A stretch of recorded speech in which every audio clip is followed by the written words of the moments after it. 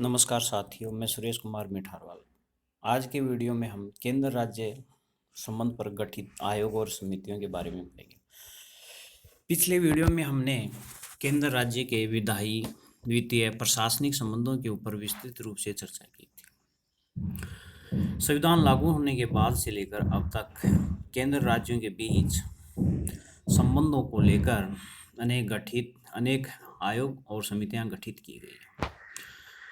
जब पहले आम चुनाव हुए उसके बाद केंद्र राज्यों के बीच जो सरकारें बनी वो लगभग कांग्रेस दल की ही सरकार थी। 1967 तक कांग्रेस का केंद्र और राज्यों में बराबर प्रभुत्व रहा। इसलिए केंद्र राज्यों के जो संबंध थे, प्रशासनिक क्षेत्र में हो, चाहे राजनीतिक क्षेत्र में हो, चाहे वित्तीय क्षेत्र में हो, उभर कर नहीं है। लेकिन जैसे 1967 में राज्यों की राजनीति में अन्य दलों का प्रभुत्व बढ़ा तो केंद्र राज्यों के बीच संबंध तनावपूर्ण स्थिति में आ गए। तो यहाँ ये प्रश्न पूछा जाता है कि केंद्र राज्यों के बीच संबंध की जो तनावपूर्ण स्थिति कब से शुरू होती है, तो 1967 से केंद्र राज्यों के बीच की स्थिति तनावपूर्ण होती है। तो केंद्र सरकार और राज्य सरकारों के द्वारा समय समय पर केंद्र राज्य संबंधों की समीक्षा के लिए अनेक आयोग और समितियां गठित की। इस क्रम में हम सबसे पहले प्रशासनिक सुधार आयोग के बारे में पढ़ते हैं। प्रशासनिक सुधार आयोग के संबंध में हर प्रकार की परीक्षाओं में बार बार प्रश्न पूछे जाते हैं। प्रशासनिक सुधार आयोग, इसे प्रथम प्रशासनिक सुधार आयोग भी कहते हैं। प्रशासनिक सुधार आयोग का गठन 5 जनवरी 1966 में हुआ। प्रश्न पूछा था, प्रशासनिक सुधार आयोग का गठन कब हुआ? 5 जनवरी 1966 में। प्रशासनिक सुधार आयोग ने केंद्र सरकार को बार बार अनेक रिपोर्ट दी, लेकिन अंतिम जो रिपोर्ट दी थी वो जून 1970 में। तो यहाँ प्रश्न पूछा जाता है कि प्रशासनिक सुधार आयोग का गठन कब हुआ, इन्होंने केंद्र सरकार को अपनी रिपोर्ट कब दी? जब प्रशासनिक सुधार आयोग का गठन हुआ तो उसका अध्यक्ष मोरारजी देसाई को बनाया गया। तो प्रथम प्रशासनिक सुधार आयोग के अध्यक्ष कौन थे? मोरारजी देसाई। कई बार प्रश्न ये भी पूछा जाता है कि मोरारजी देसाई का नाम नहीं आता, दूसरे का आता है, तो यहाँ भी अपन थोड़ी चर्चा करेंगे। मोरारजी देसाई प्रथम प्रशासनिक सुधार आयोग के प्रथम अध्यक्ष थे और इस सुधार आयोग के सदस्य थे के हनुमंतैया, पाठक एच वी कामत और हरिश्चंद्र माथुर। यह भी प्रश्न पूछा जाता है कि इसके सदस्य कौन कौन थे, कौन नहीं थे। इसके बाद में 1967 में जब मोरारजी देसाई देश के प्रधानमंत्री बन गए तो प्रथम प्रशासनिक सुधार आयोग का अध्यक्ष के हनुमंतैया को बना दिया गया। तो यहाँ प्रश्न पूछा जाता है कि प्रथम जो प्रशासनिक सुधार आयोग था उसका अध्यक्ष कौन था? तो मोरारजी देसाई भी इसकी अध्यक्षता कर चुके 66 से लेकर 67 तक, और 67 के बाद इसका अध्यक्ष के हनुमंतैया को बनाया गया। तो ये प्रशासनिक जो सुधार आयोग था ये प्रशासन के क्षेत्र में सुधार के लिए गठित किया गया था। प्रशासन के क्षेत्र में जो सुधार के लिए उन्होंने कार्य शुरू किया तो इसी में एक केंद्र राज्य संबंध में भी सुधार करना था। तो प्रशासनिक सुधार आयोग ने एक केंद्र राज्य संबंधों के अध्ययन के लिए एक समिति गठित कर दी जिसका नाम था MC सितलवाड़ समिति। प्रश्न पूछा जाता है कि MC सितलवाड़ समिति का संबंध किससे है? तो केंद्र राज्य संबंधों को लेकर ये समिति गठित की गई थी। यह समिति प्रशासनिक सुधार आयोग ने की थी। इस समिति ने सितलवाड़ समिति ने जब अपनी रिपोर्ट प्रस्तुत की तो उसमें कहा कि राज्यों को और अधिक स्वायत्ता दी जाए, विधायी क्षेत्र में, प्रशासनिक क्षेत्र में और वित्तीय क्षेत्र में राज्य को और अधिक स्वायत्ता दी जाए। तो केंद्र राज्यों के संबंध में प्रथम जो आयोग था वो प्रथम प्रशासनिक सुधार आयोग, और इसी आयोग ने सितलवाड़ समिति का गठन किया था और इस समिति ने राज्यों को अधिक स्वायत्ता की मांग की थी।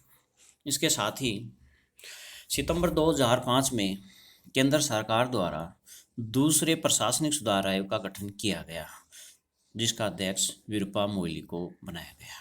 तो ये प्रश्न पूछते हैं कि प्रथम प्रशासनिक सुधार आयोग का गठन कब किया गया, इसके अध्यक्ष कौन थे, और दूसरा प्रशासनिक सुधार आयोग कब गठित किया गया, इसके अध्यक्ष कौन थे। इसके बाद में केंद्र राज्य संबंधों की समीक्षा के लिए तमिलनाडु की सरकार ने एक समिति गठित की 22 सितंबर 1969 में। यहाँ भी प्रश्न पूछा जाता है, राजमनार समिति का संबंध किससे है? केंद्र राज्यों संबंधों से है। किसने गठित की थी? तमिलनाडु सरकार ने की थी। कब की? 22 सितंबर 1969 में। समिति ने अपनी रिपोर्ट मई 1971 को तमिलनाडु सरकार को सौंपी। इस समिति के अध्यक्ष थे डॉक्टर पीवी राजमनार तथा इस समिति के दो अन्य सदस्य भी थे, एएम मुदालियर और पी चेतर रेड्डी। तो डॉक्टर पीवी राजमनार की अध्यक्षता में तमिलनाडु सरकार के द्वारा केंद्र राज्य संबंधों की समीक्षा के लिए जो समिति गठित की गई उसे राजमनार समिति कहते हैं। गठन 1969, रिपोर्ट 1971 में सौंपी। समिति ने केंद्र राज्य संबंधों को लेकर अनेक सुझाव दिए, जिसमें मुख्य सुझाव था अंतर्राज्य परिषद का गठन। समिति ने कहा कि अनुच्छेद 263 के तहत राज्यपाल द्वारा अंतर्राज्य परिषद का गठन जल्द से जल्द किया जाए। इसके साथ साथ समिति ने यह भी सुझाव दिया कि अवशिष्ट विषय जिस पर कानून बनाने का अधिकार केंद्र सरकार के पास था, इन्होंने कहा कि या तो अवशिष्ट विषयों को समाप्त किया जाए या इस अवशिष्ट विषयों पर कानून बनाने का अधिकार राज्य सरकार को दिया जाए। इसके साथ साथ इस समिति ने यह भी सुझाव दिया कि केंद्र में जो योजना आयोग है उसका विघटन कर दिया जाए, उनकी जगह प्रत्येक राज्य में एक राज्य नियोजन बोर्ड की स्थापना की जाए ताकि भारत का विकास हो सके या भारत में जो क्षेत्रीय विकासीय असंतुलन है उसको समाप्त किया जा सके। लेकिन राजमनार समिति की एक भी सिफारिश को केंद्र सरकार ने लागू नहीं किया। इसके बाद में आता है आनंदपुर साहिब प्रस्ताव। पंजाब के क्षेत्रीय अकाली दल द्वारा आनंदपुर साहिब स्थान पर केंद्र राज्यों की समीक्षा के लिए एक रिपोर्ट या एक प्रस्ताव तैयार किया गया था 1973 में। यहाँ प्रश्न पूछा जाता है आनंदपुर साहिब प्रस्ताव क्या है? तो केंद्र राज्यों की समीक्षा के लिए जो अकाली दल द्वारा जो प्रस्ताव तैयार किया गया था आनंदपुर साहिब स्थान पर पंजाब के, तो इसे आनंदपुर साहिब प्रस्ताव के नाम से जानते हैं। आनंदपुर साहिब प्रस्ताव में निर्णय लिया गया कि केंद्र सरकार को केवल 5 विषय सौंपे जाएं: वैदेशिक संबंध, प्रतिरक्षा या सुरक्षा से संबंधित विषय, रेलवे की संबंधित विषय, मुद्रा से संबंधित विषय एवं संचार से संबंधित विषय। ये 5 विषय ही केंद्र पर सरकार के पास होने चाहिए। इसके अलावा शेष सभी प्रकार के विषयों पर कानून बनाना या कार्य करने का कार्य राज्यों को दिया जाए, अर्थात राज्यों को और अधिक स्वायत्तता दी जाए। इस प्रस्ताव को हम आनंदपुर साहिब प्रस्ताव के नाम से जाना जाता है। ऐसे ही एक पश्चिमी बंगाल की सरकार ने भी केंद्र सरकार को 1977 में एक प्रतिवेदन दिया था। उस प्रतिवेदन में भी ये मांग की थी कि राज्य को अधिक से अधिक स्वायत्तता प्रदान की जाए। इसके बाद में पढ़ते हम भगवान सहाय समिति। भगवान सहाय समिति के बारे में भी बार बार प्रश्न पूछा जाता है कि भगवान सहाय समिति का संबंध किससे था? तो केंद्र राज्य संबंधों को लेकर ये समिति गठित की गई थी। भगवान सहाय समिति का गठन 1970 में किया गया था। समिति ने केंद्र सरकार को अपनी रिपोर्ट 1971 में सौंपी थी। इस समिति के अध्यक्ष तत्कालीन जम्मू कश्मीर के राज्यपाल भगवान सहाय को बनाया गया था, इसलिए इसे भगवान सहाय समिति के नाम से भी जाना जाता है। तो भगवान सहाय समिति ने राज्य के अंदर राज्यपाल की भूमिका और राज्यपाल की नियुक्ति को लेकर अनेक सुझाव दिए। इसके साथ साथ राज्यपाल और मुख्यमंत्री के संबंधों को लेकर भी भगवान सहाय समिति ने अनेक सुझाव दिए। तो यहाँ प्रश्न पूछा जाता है कि भगवान सहाय समिति का गठन कब, क्यों हुआ, उद्देश्य क्या था, अध्यक्ष कौन थे? इसके साथ ही केंद्र राज्य समस्याओं पर विस्तृत रूप से समीक्षा के लिए एक आयोग गठित किया गया था, जिसके बारे में बहुत ही बार परीक्षा में प्रश्न पूछा गया है, सरकारिया आयोग। सरकारिया आयोग क्या है, इसका गठन कब हुआ, इसने अंतिम रिपोर्ट कब दी, अध्यक्ष कौन थे, सदस्य कौन कौन थे, इसने क्या क्या सुझाव दिए? तो केंद्र सरकार द्वारा जून 1983 में केंद्र राज्य संबंधों की समीक्षा के लिए जो आयोग गठित किया गया था उसका नाम था सरकारिया आयोग। आयोग ने बार बार अपनी अनेक रिपोर्ट पेश की प्रतिवर्ष, लेकिन उन्होंने अंतिम जो रिपोर्ट अक्टूबर 1987 में पेश की। सरकार ने सहकार्य आयोग द्वारा अक्टूबर 1987 में जो रिपोर्ट पेश की गई थी उस रिपोर्ट का सार या संक्षिप्त रूप जो जारी किया गया वो 1988 में किया गया। यहाँ प्रश्न पूछा जाता है बार बार, इसमें 87 भी आता है आंसर में, 88 भी आता है। तो यहाँ ध्यान देने की बात है कि आयोग ने अपनी अंतिम रिपोर्ट अक्टूबर 1987 में पेश की थी, जबकि सरकार ने 1988 में इस रिपोर्ट का सार गजट में प्रकाशित किया था।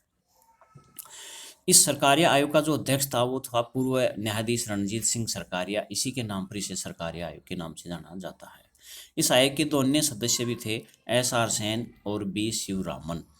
तो यहाँ प्रश्न पूछा जाता है कौन सरकारी आयोग का सदस्य नहीं था, कौन इसका अध्यक्ष था, कब गठित हुआ, कब रिपोर्ट पेश की। सरकारी आयोग ने केंद्र राज्य संबंधों को लेकर विस्तृत रिपोर्ट पेश की। इस रिपोर्ट के मुख्य अंशों को हम पढ़ेंगे। इसका मुख्य ये था, इसका मूल सार यही था सरकारी आयोग का कि संविधान में जो भी परिवर्तन किया जाता है, संविधान में राज्यों को जो भी स्वायत्ता दी जाती है, लेकिन संविधान के मूल स्वरूप में किसी प्रकार का परिवर्तन संभव नहीं है। सरकारी आयोग ने कहा कि संविधान के मूल स्वरूप में परिवर्तन उचित नहीं है, इसमें किसी भी प्रकार का परिवर्तन नहीं होना चाहिए, मूल ढांचे को ज्यों को त्यों बनाए रखना है। इसके साथ साथ उन्होंने अनुच्छेद 256 जो राष्ट्रपति शासन के बारे में उल्लेख करता है, कहा कि राष्ट्रपति शासन राजनीतिक शक्तियों के दुरुपयोग के लिए या राजनीतिक आकांक्षाओं को पूरा करने के लिए केंद्र सरकार द्वारा, राज्यपाल द्वारा राज्यों में लगाए जाते हैं, या इसका दुरुपयोग होता है तो इसके दुरुपयोग को रोका जाए और आवश्यक रूप से अंतिम रूप से ही इसे लागू किया जाए। इसके साथ साथ सरकारी आयोग ने समवर्ती सूची के विषय में बताया कि समवर्ती सूची के विषय पर केंद्र राज्य सरकार को बराबर शक्तियां प्राप्त हैं, लेकिन केंद्र सरकार का समवर्ती सूची के विषय में जो रवैया है वो उदार होना चाहिए। राज्यों को समवर्ती सूची के विषय पर कानून बनाने का ज़्यादा से ज़्यादा अधिकार या उसे सहायता दी जाए। इसके साथ साथ भारत में जो राजस्व व्यवस्था है वो केंद्रीय कर्त ज़्यादा है, तो सरकारी आयोग ने सुझाव दिया कि राजस्व के क्षेत्र में राज्यों की भूमिका या राज्य के हिस्से में वृद्धि की जाए ताकि राज्य विकास कर सके। इसके साथ साथ सरकारी आयोग ने यह भी बताया केंद्र राज्यों की समीक्षा के लिए या एक अंतर्राज्यीय परिषद का गठन अनुच्छेद 263 के तहत किया जाए। इसी सरकारी आयोग की अनुशंसा के आधार पर प्रथम अंतर्राज्यीय परिषद का गठन किया गया था। सरकारी आयोग की रिपोर्ट को केंद्र सरकार ने स्वीकार किया। 1988 में जब सरकारी आयोग रिपोर्ट प्रस्तुत की गई थी तो उसके आंशिक रूप से पी नरसिम्हा राव ने उसे स्वीकार किया गया था, लेकिन एच.डी. देवगौड़ा सरकार ने 1996 में सरकारी आयोग की रिपोर्ट को पूर्ण रूप से भारत में लागू कर दिया गया था। यहाँ प्रश्न पूछा जाता है सरकारी आयोग की रिपोर्ट को कौन सी सरकार ने लागू किया था। इसके बाद में केंद्र राज्यों की समीक्षा के लिए एक और आयोग गठित किया गया था, पुंछी आयोग। अप्रैल 1907 में इसकी गठन किया गया। आयोग ने अप्रैल 2010 में अपनी रिपोर्ट केंद्र सरकार को प्रस्तुत की। इस आयोग के अध्यक्ष सुप्रीम कोर्ट के पूर्व मुख्य न्यायाधीश मदन मोहन पुंछी थे, इसलिए इसे पुंछी आयोग के नाम से भी जाना जाता है। इसके अन्य सदस्य भी थे धीरेन्द्र सिंह, वी.के. दुग्गल, एन.आर. माधव इसके प्रमुख सदस्य थे। पुंछी आयोग ने भी केंद्र राज्य संबंधों की समीक्षा करते हुए अनेक सुझाव दिए, जिसमें मुख्य सुझाव ये है अनुच्छेद 356 के दुरुपयोग को रोकना। जो सरकारी आयोग ने रिपोर्ट दी उसी प्रकार इसने भी इसके संबंध में विस्तृत रूप से व्याख्या की है। इसके साथ साथ इन्होंने ये बताया कि वर्तमान में आतंकवादी संबंधी विषयों की जांच के लिए नवीन एक संस्था का गठन किया गया है, जिसका नाम होता है राष्ट्रीय जांच एजेंसी (NIA). तो पुंछी आयोग ने कहा कि राष्ट्रीय जांच एजेंसी जब राज्य के अंदर जाती है, आतंकी घटनाओं की जांच या अपराध की जांच करती है, तो राज्य सरकारों को भी NIA का सहयोग करना चाहिए। इसके साथ साथ इन्होंने बताया कि आज आतंकवाद, नक्सलवाद, भाषावाद, जातिवाद जैसी राष्ट्रीय आंतरिक और बाह्य जो चुनौतियां हैं, इन चुनौतियों को हल्के में न लेकर इससे भी निपटने का कार्य करना चाहिए। इसके साथ साथ उन्होंने ये बताया कि भारत का सामाजिक विकास और सुशासन की स्थापना के लिए भी भारत सरकार को समय समय पर प्रयत्न करना चाहिए। तो आज का वीडियो आपको पसंद आया होगा। धन्यवाद।